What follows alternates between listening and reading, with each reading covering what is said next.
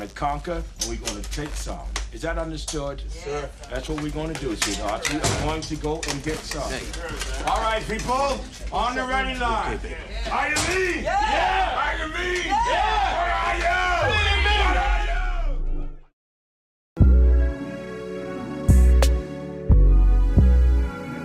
The Exceptional Parent Magazine March issue covers helpful information on hearing, vision, and speech impairments.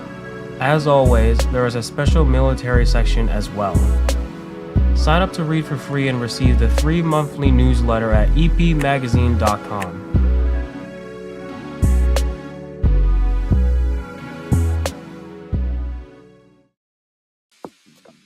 Monotony. It comes in all shapes and sizes. Dull, tedious, just plain boring. But what is this? A contender, perhaps? Something unboring by the looks of it. Jabs right at dull, an uppercut to tedium, something that keeps you on your toes, keeps your head on a swivel, a knockout punch to your old, boring workouts. Welcome to Fight Camp.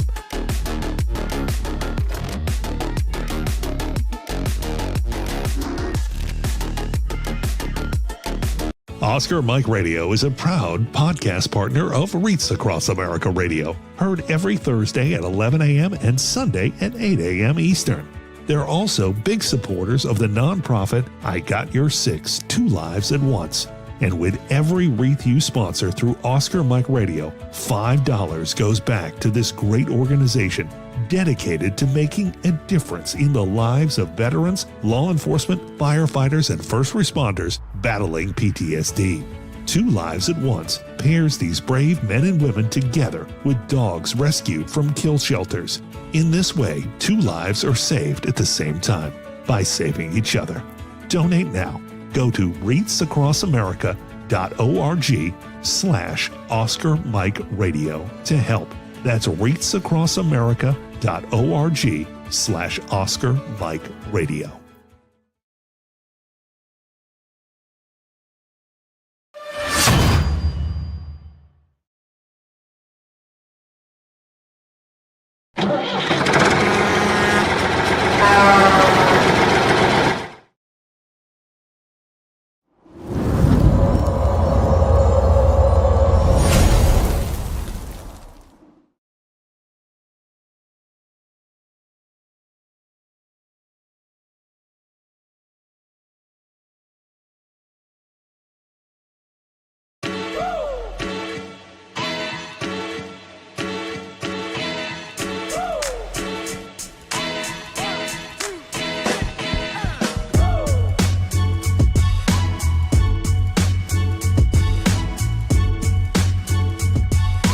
I remember a time when I was in a not so good place, and these games and these activities and being able to come and have the camaraderie that we have here, it makes me feel like I'm not alone. There are people here that have been through what I've been through. It makes me feel like I don't know, I'm part of something great.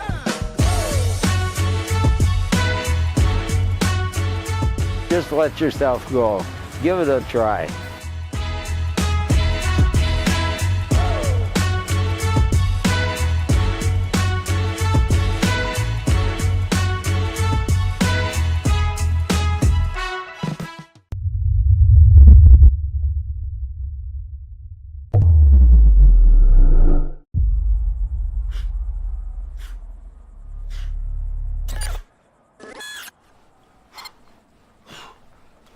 How's it going?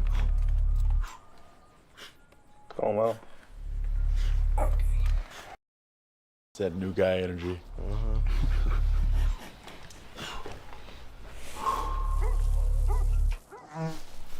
Oh, he's back. That's the fourth time he's done that. Is he peeking or probing? Speaking with serious intent to probe. Alpha 2, we might have guys starting to move on our position. Copy, we're getting a buildup of activity here too. Yeah, I definitely see weapons at this point. Yeah, we have definite massing.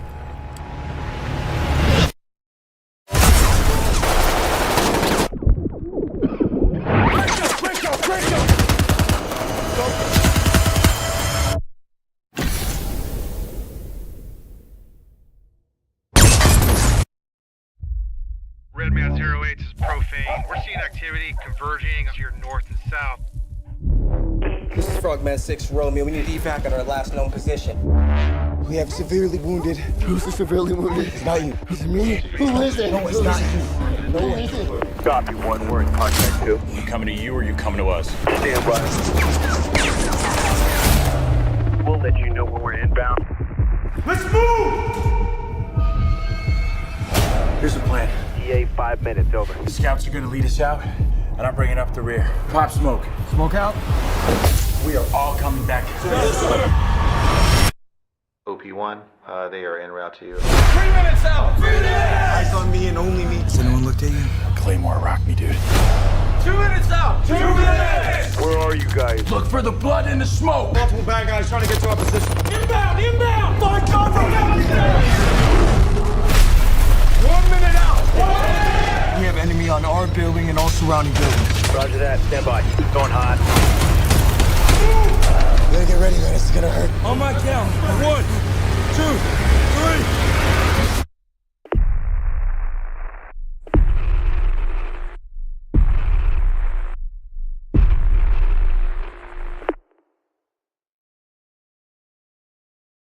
Hello and welcome again to Oscar Mike Radio. My name is Travis, Marine Corps veteran and your host. Oscar Mike Radio is co-produced with Sinister One Productions. What's your podcast doing? I want to thank my sponsor, Joyce ASAC of ASAC Real Estate, and my supporters, Kason Shaving Company, Exceptional Parent Magazine, and Fight Camp. Be your strongest combination. So we're on the mission. We're on move. We are not on Zoom. Yay, I love these in-person interviews. And I have a returning guest.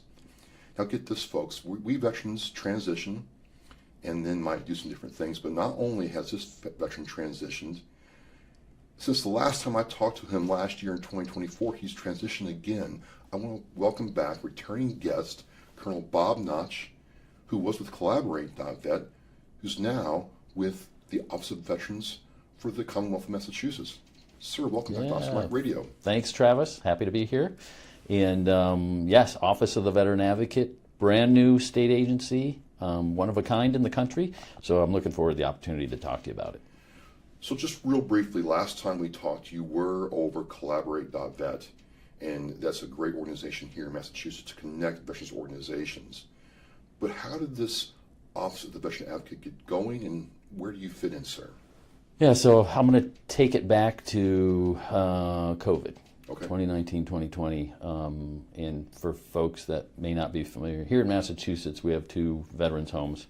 During COVID, there were some issues where there were a large number of fatalities, particularly in the home in Holyoke, yep. A smaller number in Chelsea, but the issues that led up to that larger number of deaths got the legislature thinking, and a lot of the people in the Commonwealth thinking, how are we doing to provide oversight to those agencies? So part of the acts of 2022 is to elevate the office, it was the Department of Veteran Services. Right. Has been elevated now to the Executive Office of Veteran Services. So that's now a cabinet level position for the Secretary. The same act created this office, the Office of the Veteran Advocate, and my position, the Veteran Advocate for the Commonwealth. And our job is, we are an independent agency, so my appointees are the governor, the attorney general, and the auditor, specifically designed to be a non-political position. So my term is a 5-year term, so it extends beyond the election cycle. And the way it was portrayed during testimony is, independent agency with oversight. And as we look at the responsibilities for this office, oversight is one of them, but it's also about collaboration and cooperation with state agencies and federal agencies that provide benefits and services to veterans here in Massachusetts. I remember that time during COVID, and there's a lot of pain and turmoil with what happened out in Holyoke. So this organization was to make sure that never happened again. I guess my specific question is, you have the Veteran Service Officer in each town or municipality in Massachusetts, and now you have the EOVS, which I think is a great step forward for veterans. We have our own, entity that represents us, and now we have you all that's not attached to any of these entities. Right. I guess my first question is, how do you actually serve the veteran when they come to you for help? So the way we have several responsibilities. Okay. And let me run through those real quickly. Primarily, we focus a lot on veterans that are in the care of the Commonwealth. So this ties directly to the veterans that are in the 2 veterans' homes. Okay. However, Massachusetts, we have Department of Corrections that run a number of correctional facilities. We have county jails. We also have 3 state-run hospitals. Any one of those entities could be housing and caring for veterans as well. So it's a much larger picture than we originally think of 2 veterans' homes. You know, roughly about 300 veterans that they hold. Our initial canvas of all of those other entities is well over 2,000 veterans that are somehow in the care of the Commonwealth. So we're to make sure that they are treated humanely with dignified treatment, and that they have a right to privacy, and then also that they have access to timely, safe, and effective services. And then an additional responsibility we have for any of those veterans, if there is a fatality, near fatality, or serious harm, whether that's mental or physical harm, while they're in the care of the Commonwealth, we are required to do an independent investigation and provide those results to the state leadership. So let me rewind a little bit. Let's just say COVID happens in the next month or 2. It would still be on the veteran's family or the veteran him or herself to contact you all for elevated scrutiny or care, correct? Yeah, well, our door is open for individuals, whether it's a veteran or a family member or someone who is in state employment that sees something that doesn't look right. We have the responsibility to take a look at those things that don't seem right. So there's many more responsibilities. The broader perspective is the system working the way it's supposed to be working? And if it's not, if individuals see that it's not, they come to us.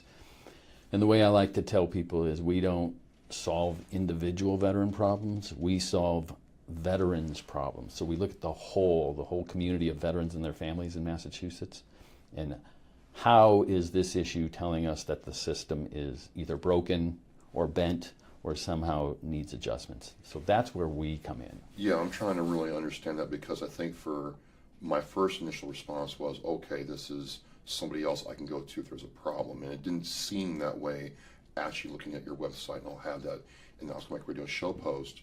But this seemed much more focused as an oversight entity to other state entities that represent veterans. Yeah, what we like to say is our job is not to do individual casework, right? Okay. That's what the veteran service agents are for, and some of the other state agencies have programs and benefits that are available as well. Our job is to aid and coordinate with veteran service agents. Gotcha. So we help them be better at their job. We help them liaison with state agencies when they're having difficulty getting through to help the veteran that's sitting in front of them. We also have a liaison responsibility with federal agencies, so we can help in that respect as well. So the way we look at it is our job is not to duplicate, replicate, or create another entity that's there to help. Ours is to help those that exist be better at what they do with our assistance. And then when that system doesn't work right, we want to know about it so we can figure out why the system's not working right. So let me do it this way, sir. Let's just say we have, again, going back to COVID, and a family member, a veteran says, hey, you know, I'm in X location. I think there's a problem. I don't think this is right. What's the process when you all get involved to address that veteran's concern?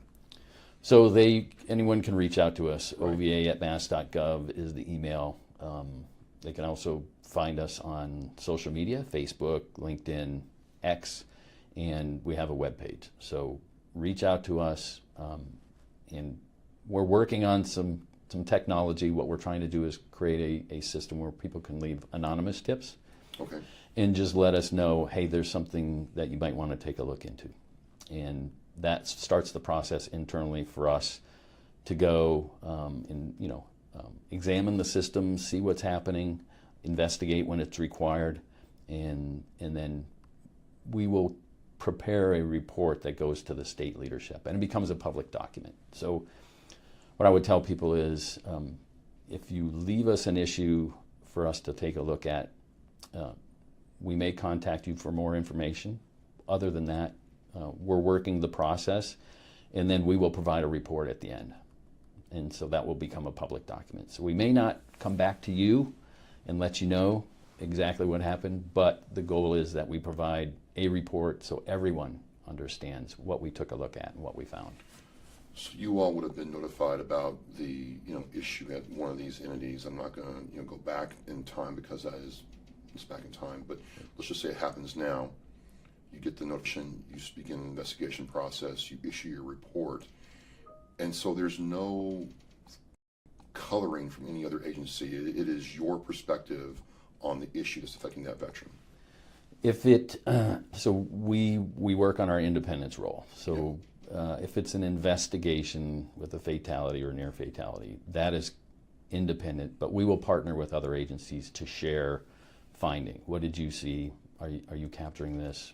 Do we need to go, we'll be cognizant of witnesses and go, do we need to go talk to this person again, or has someone else already covered that, and we can share that information. The other piece of it, though, is we're also a collaborative agency. Okay. So we have 3 roles when it comes to state agencies. It's to examine the systems, it's to liaison with the agencies, and then it's to assist. So as we go through and examine where the complaint may be or the issue may be, we'll talk to the agency and say, how can we help you be better? How can we help you adjust the system?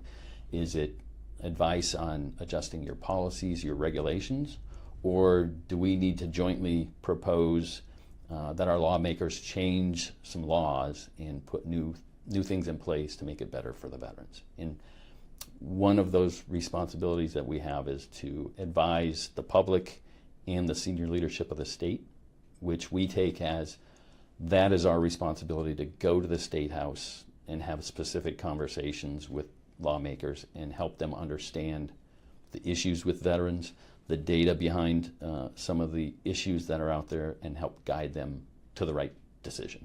Okay. You do all that, sir. Do you ever see your agency having to work with VSOs directly in Massachusetts or the EOVS, or is it just, you're on this mission focus and that's your sole role? So we have one responsibility is to aid and coordinate with all the veteran service agents here in the Commonwealth. So, and we also have a role to liaison with federal agencies and liaison with state agencies. As we looked at developing the organization, we tried to determine how we could best do that. Okay. And we came to the conclusion of the regulations really, or the law was really designed for us to help the frontline workers, right? The frontline service providers, those veteran service agents in the town. And I have an analogy for this I'll share with you in a minute. Okay. But we also need to do that liaison role. Well, what's that liaison role for? It's really to support the veteran who's sitting at that desk. So we combine those 3 things, and I've created 4 regional liaisons, one in Western Mass, one in Central Mass, one Northeast, and one Southeast. And those individuals live in the area, so they're familiar with that part of the state. They have their own connections. All 4 of the folks are veterans themselves, so they have that understanding. They have a lot of connections with those agents already. And their job is to go visit on a routine basis each of the veteran service agents within their region. How can we help? What's working? What's not working? How would you do things differently? And we collect all that information. One, to help see how we can adjust the system. The other part is, how can we help you with the veteran that was in here yesterday and make improvements, make the job a little bit easier. Those veteran service agents have a lot of work to do. Right. So we're cognizant of how much the state, the city has asked them to do, and we want to be another helping hand to help them get through that. Just one aside to that, sir, is Massachusetts is a geographically small state, but it's also as small as it is, it varies greatly once you go from the southeast out to the west. So how is that balanced with the veterans' needs, say, on the Cape versus one in Pittsfield? Do you see any differences? Do you see any challenges of getting that veteran services? Because there's more veterans in the Cape than there are, say, in the Pittsfield, Springfield area. So you have to have different, I don't know, mission focus is not the right word, but the way you do business has to change from the geographic, part of this. So one, we understand the differences between the geographical regions of the state, and that's why we picked people that live in those regions who understand it. The other part of it is we want to make sure that all of the veterans in the state know that we're here to support them, regardless of what corner of this they live in. I know there's a concern, a lot of the agencies are living, working in the Boston area, right? We want to be able to get out there and be closer to the veterans. So that's one reason. We are looking at data right now. We're trying to capture a lot of data. What I pulled from your comment was heat map. We've talked about this in our office a lot. Can we heat map the state of Massachusetts to find out which regions are more in need of housing for veterans, which regions are more in need of financial assistance for veterans, which ones are in more need of health care for veterans, and is there a difference across the state? So it's a process. We're in the middle of that. One of the major things we're doing right now is just getting an understanding of what programs, benefits, and services exist. How easy is it for veterans in certain regions to access it? A particular thing we're looking at right now is, there are 351 municipalities in Massachusetts. The law says they should all have a veteran service agent, but it also allows them to district when it's difficult. Small towns may not be able to afford a full-time agent. There are rules about population density and whether you should have a full-time agent or a part-time agent. We're taking a look at now is how much is covered with districts, agents that cover multiple cities and towns, versus those that just have one agent full-time, maybe even additional staff to serve one municipality. And we're seeing, Eastern Mass seems to have more density, more veteran service agents per town than in Western Mass. There's a lot more districting and joining of cities out there. Our goal is to kind of figure out what's working, but the overall goal is a veteran, regardless of where you live, should have the same access and the same level of service no matter where you live. And we're trying to get a look at that. Speaking of live and housing, talking to people at the leadership level in Massachusetts, at the state level and at the local level, they're very aware that a person joins the military, leaves the state, and more they're not coming back. And there's questions around that, and it seems to be, sir, a point of concern because, why isn't that person wanting to come back to where they joined from? And that happens in every state, right? But it's definitely noticeable here, and housing does become a big issue for someone coming back from if they deployed out to, Jacksonville or, Camp Lejeune, so on and so forth. The cost of living is less. What do you think has to happen to kind of change that tide? A number of things. We are actually focused on that right now. Okay. We've had a conversation with Human Resources Division at the state level. We're having this conversation with the executive offices that we work with. The first step is, are we doing anything to recruit service members to come to Massachusetts? And I look specifically at the state jobs. I said, we have jobs that need to be filled. What are we doing to get out to the transition centers of our military bases and let people know Massachusetts has jobs? We're a place that has a large number of veteran benefits. Yes, it's a higher cost of living. Those things you have to work around, but there's work here. And not only state work, but biomedicine, financial industry, technology industry, robotics, AI, all of that tech stuff is here in Massachusetts. Green energy, the governor predicted she needs 30,000 jobs filled for green energy. We should be looking at service members and asking them to come to Massachusetts to fill those roles. Now, there are some challenges on the cost of living and housing. Those are bigger conversations, and I know the state is working on that in a broader context. Sure. We need to bring more employees to the state, period.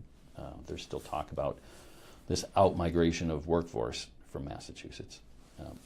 What we're trying to promote is, veterans are not the solution to filling the jobs here, but they are part of a solution, and we should give some extra effort to talking to current serving members to make that, when they do come out, come back to Massachusetts if you started from here, or even if you didn't, come to Massachusetts if you want to be in growth industries like technology and green energy. I think it's a way forward because there's so much opportunity here if it's broadcast, if it's known about and supported. So it's very encouraging. As you've gone through this, you transition again from Collaborate.vet to this new role, and you just launched. And it must be an exciting time for you personally to go through these periods in your career in the military. And there's this theme of transition. Do all the same rules still apply whether you did this or your former roles, where it's about relationships, it's about flexibility and adaptability? Do you still find it to be true?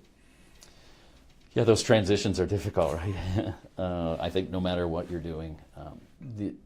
What's interesting about this position is it's not a direct appointee like most secretary positions are at the state level. The governor makes a choice and they get to put that person in. This position was an application process. I put in my application. There was a screening interview. Then there was a panel interview of 10 panelists because that's what the law stated. And then that panel narrows it down to 3, and those 3 get nominated for consideration to the governor, the auditor, and the attorney general for a final decision. So this position is more like any other job out there. It's a little more specified because of the way the law is written. But you go through the same process of, what's my resume look like? Which things matter? What's my experience? Do the people that I've, Collaborate.vet, the Veterans Collaborative, was a great transition for me because I knew a lot of the players in the space already on the nonprofit side, maybe fewer on the state side. I knew a lot of the issues that are affecting veterans from doing that work. So I could bring that with me into the conversations for the interview process. And then, let folks know, 27 years in the Army, another 7 years in the nonprofit space working with military and veterans. I think this job is a good fit for me. It's really, the way I see the 2 different roles with the Veterans Collaborative and this one is, Veterans Collaborative was working whole of community to try and pull all the partners in to work together to benefit veterans and their families. That means nonprofit, state, local, federal. The tent is open, everybody come in, let's break down the silos, work together to solve problems. This one, the way the law is written right now, is more a whole of government approach. It's the same concept, but it's really focused on state agencies with a little bit of connection to the federal agencies. My goal, long term, is once we get established with whole of government, that we can join with the work the collaborative is doing to get to whole of community support, to be able to tie in those local providers that are, nonprofits doing their own work. How do we tie the big picture together? I was going to talk to you about nonprofits. I was very curious about that because, unfortunately there are, bad nonprofits, and there are nonprofits that don't do what they're supposed to do. And I was curious, does your office, or do you see yourself having a role if someone said, hey, this nonprofit's not doing what they're supposed to be doing, I know money's being not spent or laundered, or that service is not being provided. Do you have any mission focus there, or is that a different department? Not particularly our focus right now. Here's the process we have to go through. We have to look at the law that was passed and see how it connects. Pretty much everything in the law says state agency or executive agency. There is a part of that that says an executive agency, or under the supervision of executive agency, a public or private facility providing those services. So we've looked at that and said, well, that tells us if you are receiving funding from an executive agency in the state, you are therefore acting on behalf of the state, and that's an agency where our reach can extend to. Those that are not receiving any funding are outside of our purview. However, what we will do is we will leverage our connections with all the other state agencies to find out if someone else can leverage their skill set to be able to handle the issue for the veteran. So, and we've recently done that. We're in the middle of wrapping up at least part one of a report in a situation where we had to go to multiple agencies to find out, you know, what's your reach, what's your scope of enforcement and support to be able to help these veterans through their issues. And we've gone through many. I think our report will highlight some gaps in the system, but the collaboration is there. We have a lot of agencies that want to support veterans as well. We have seen some issues where some agencies think, oh, that's covered. Those are veterans. Their issues are covered by the VA or the Executive Office of Veteran Services. And what we tell them is, yes, but they are also a citizen of the state. They are eligible for your benefits, whether they are veteran specific or not. And so we try to make that connection. Whatever we can find that is in best support to the veteran and their family, we want to leverage that. You said something just now, I just want to unpack a little bit. I found that there are a lot of people who believe that everything's covered by the VA. And, you know, for lack of a better term, organizations like the OVA and the EOVS and even VSOs are superfluous to requirements because the VA is there. And I try to articulate that the VA only serves a certain segment of veterans. What can we do better to communicate that organizations like yours exist for very specific reasons, sir? Well, one thing for us is I'm having the conversation with you, and we're finding other outlets to get out there. You know, our office particularly does not exist anywhere else in the U.S. Massachusetts is the first state to create an Office of the Veteran Advocate, specifically covering the role we are. I've been in the position only 14 months, so we are still in the process of building the office. We recently, within the last 4 or 5 months, launched our website and our social media. So we're now setting our presence. We want folks to know that we exist. We want them to be curious, to find out, well, what is it that we do and why are we different than the Executive Office of Veteran Services, and how is our role working with the Veteran Service agents. So we want people to look at our website, listen to these podcasts, radio shows that we're trying to do, and get the information out there. It's really about informing veterans. We want to ensure veterans understand there is a difference between state support and federal support through the VA. We've seen that in a couple instances where people are coming and say, this isn't working for me. Well, that's a federal issue through the VA versus a state issue because of the program or the benefit, whatever it happens to be. So it's about education and helping people understand. And our goal is, you know, we want to get veterans to go talk to their local veteran service agent. Yes. So Massachusetts is unique. We've talked about this. The intent here is to put someone to help you who's just a few blocks away. The goal is to put somebody in your community so you're not driving 2 hours or an hour and a half to go get the assistance. You can just go downtown and find the office and have the conversation. So I really like that intent here in Massachusetts. it works well in in other instances. People drop out of jobs and it takes a while to fill them, and then how are we providing that support in the meantime? And we have district towns, and maybe that agent is only one person who's now traveling between 5 towns. Can they only spend 1 day a week in your particular community? Those are the things that we want to address and highlight and see if we can't balance the playing field a little bit more and make those services more accessible. But your local veteran service agent is really stop one. Well, stop one, but let me ask you something else, because how do you know where the veterans are? And the reason I ask this is, I've tried to find other veterans in my town, and some veterans will not declare in any kind of form that they're veterans. I don't know why, but we are very reluctant sometimes to sit there and say, yeah, I'm a veteran. So we know where you are, so we can understand what you might need before you need it. I don't know why that's so challenging, sir, but it's got to be challenging for you all as well. It is, and it's been that way since I've been even in the nonprofit sector. We've always, the organizations that want to help, have the capacity to help, are like, where are the veterans? Where do we find them? We've got all these resources. And then we'll run into veterans going, I can't find anyone. You're right. So we're always trying to make that connection. On one hand, would love to have a way to know where every veteran is in the Commonwealth.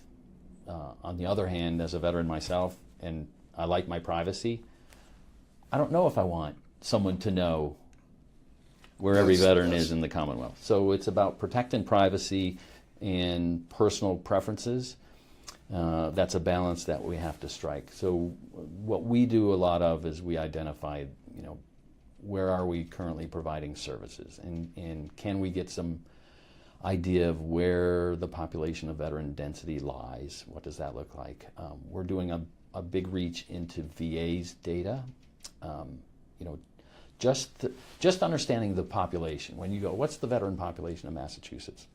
There are multiple places you can go that have very different numbers. Really? Okay. So if you go to census data, you'll get one number. Well, what our office has focused on is we will use the VA's, it's called VetPop data, because they use census data, plus they use their own internal data on people who've been asking for help. Then they also include what DOD provides them when someone transitions out, and they get a copy of that DD-214 and where they're potentially located. So their number has a lot more sources to refine what that population density looks like. So that's why we go to their number, and right now it's somewhere around 264,000 veterans here in the Commonwealth. And Massachusetts has like 3 million people in it? Somewhere closer to 7. 7, okay. So so the veteran population here is somewhere between 3 and 4% of the population of the state. Because it's an older demographic, so 60% of the veterans in Massachusetts are over the age of 50. And what that really means is, in my simple terms of, pre-Desert Storm, we were a draft army, right? We drafted for Korea, we drafted for Vietnam. So we would draft one person for a year, and then we draft their replacement for the next year. Since we went to the all-volunteer force, it's you're in for a number of years, I will send you on multiple deployments. You've probably seen that or felt it yourself. So the number of people that we've needed is much smaller than it was. So we have all these folks that served before, they're older, we're losing them. We lose about 8,000 veterans per year here in Massachusetts. It's been the trend for the past 10 years. It is the predicted trend for the next 10 years that we will continue to see the number of veterans continue to decline here in Massachusetts. Unless we do something like we talked about earlier, how can we get more former service members to come to Massachusetts and be part of the workforce and be part of the population here? So those are the things we're looking at, and when you look at those numbers that dwindle, we're between 3 and 4% of the population now. In 5 years it may be under 3% of the population. So that's a very small minority of the population, and we want to make sure that veterans are not forgotten when they become that small of a minority. For For sure. I just, again, I saw the first initial write-up from Pete, and, I served with him on the Veterans Advisory Council, and I'm like, I've never heard of this. Pete, are you sure this is right? He's like, yeah, this is right. It just started, you gotta look at this. And I was really interested in the genesis from, mishaps in the past and a desire to improve to now. It really was a question like when you need to go to somebody that involves a state agency or one of these other orgs we talked about, where do you go? How do you go there? And how do you know that your concerns being taken seriously? That the light bulb started going on in my head that this is needed. Because we are so small, we can be pushed aside or forgotten about or prioritized differently. So I'm extremely excited to see what happens in the future. I think you're asking a lot of the same questions a lot of us veterans ask, what's going to happen in the future. And speaking of the future, you're starting to get your legs underneath of you. Where do you guys see yourselves in the next couple of years as you continue working on this? Well, we will continue to grow. So we are 12 full-time staff today. We are leveraging students within the area, so we try to bring in interns when we can. In some cases, we're bringing someone who's a student but may not qualify as an intern, but we'll bring them in on a part-time basis, so they'll do part-time work for us. A lot of it is understanding Massachusetts laws. We're pretty close at getting a good handle on every single law in Massachusetts that has veteran tied to it. The interesting thing that we've found, there are 12 executive agencies. Every single one of those 12 executive agencies has some veteran program, benefit, or service within it. Then you look at the judicial side with veteran treatment courts and other issues. There's veteran issues in the judicial side of the government. We have about 20 commissions here in the state. About half of those have something veteran tied to them. We have another dozen independent agencies here in the Commonwealth. A number of them have programs, benefits, and services for veterans. So the part that we get to play is when we think about how are we taking care of veterans in the Commonwealth, we immediately think about Executive Office of Veteran Services and Veteran Services. I will tell you that is just a small piece of what really exists out across all state agencies. And just think about your license plate, veterans bonus, hunting and fishing licenses.